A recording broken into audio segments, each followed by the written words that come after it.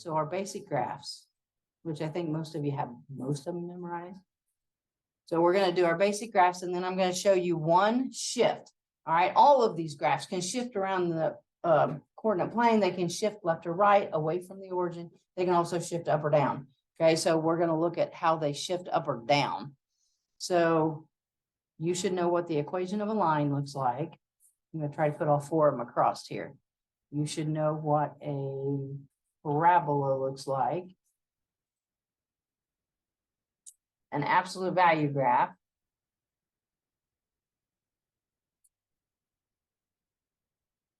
And we're going to put another one on here, the cubic.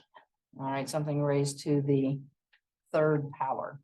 All right, so the basic equations. Y equals, and I'm going to do it like mx.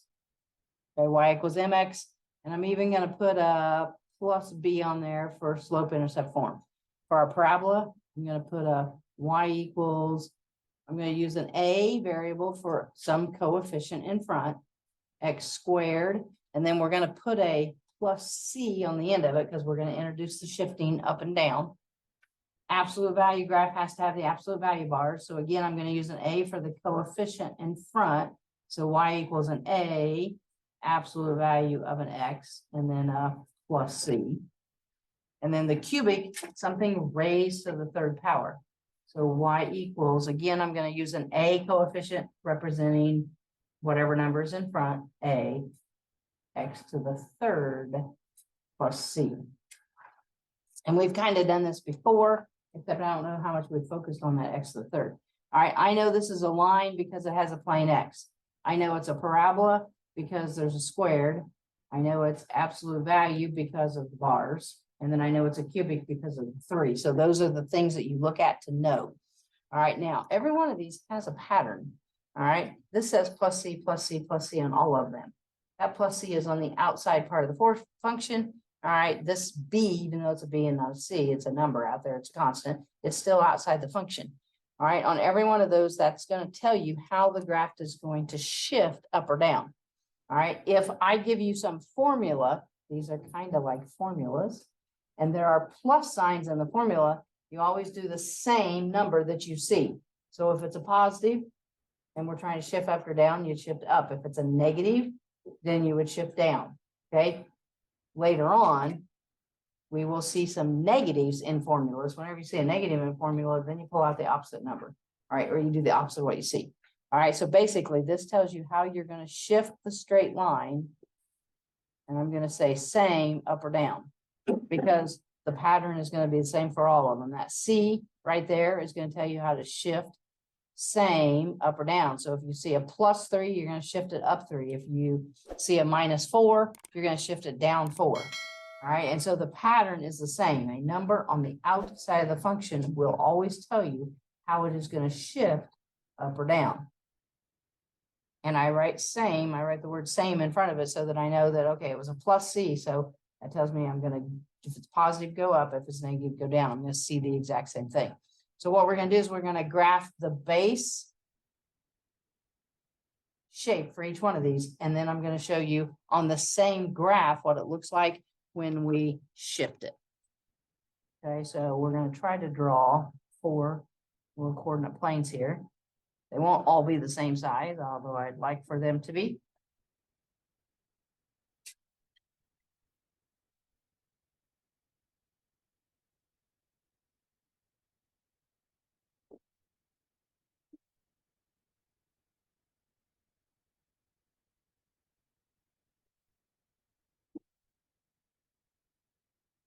All right, so I think I'm going to put the base equation that is not shifted away from the origin in blue. All right, so if I had, I'm going to put the base one up here. Y equals a 2x. All right, plus 0, so I won't put the plus 0 in there. That means it goes through the origin because I don't have a number out here, and it has a slope of 2, so we're going to do a rough sketch of it going through the origin and a slope of 2. Okay, now our shifting, let's say down here, I had a y equals a 2x. So that means it's still gonna be a straight line, still gonna have same slope. But if I do plus 5, all that's gonna do is gonna take this line, it's gonna take that point that goes to the origin and shift it up 5. Okay, so 1, 2, 3, 4, 5. And it would be a parallel line because it's gonna have the same slope. So then that's shifted up 5. And then that's the difference in the two graphs. Going through the origin, you have plus 0 here, plus 5 up there, it's shifted up. Okay, so they will probably have you look at an original graph and then ask you to shift the graphs up or down. All right, and then you'll graph either on the same coordinate plane or on a different coordinate plane. Okay, now let's say our parabola, we know it's going to be a u. Let's say it's at the origin, and then let's say the equation is a y equals maybe say 3x squared. All right, so that would be at the origin for the vertex. It's an upright parabola because it's a positive 3. Okay, and we're not really going to pay attention to the wideness, how wide it really should be. I'm just going to do that so we get the idea of what it looks like. All right, now, if the only thing I do is I put a plus or a minus number at the end of the equation, it'll shift it accordingly. So if I change that equation to a y equals, say, a 3x squared, and then, I don't know, let's make it a minus 2. All right, that minus 2 out there is going to tell me how it shifts. So I'm still going to have an upright. I'm going to take the vertex that was at the origin. I'm going to shift it down 2. All right, and then it's still going to be an upright parabola. And again, not really paying attention to the way that I'm graphing how wide it is. Okay, let's do our absolute value. If I do a base graph, again, let's say it's at the origin because I'm sticking at the origin. And we haven't had a negative coefficient. Let's throw in a negative coefficient. So a y equals maybe say a -2 absolute value of x. All right, just like the line and the x squared, no number out here to the right. So that's how I know it's at the origin. I look at the -2. I know it's upside down. Okay, so without being precise, I could sketch it again, not paying attention to how wide it is.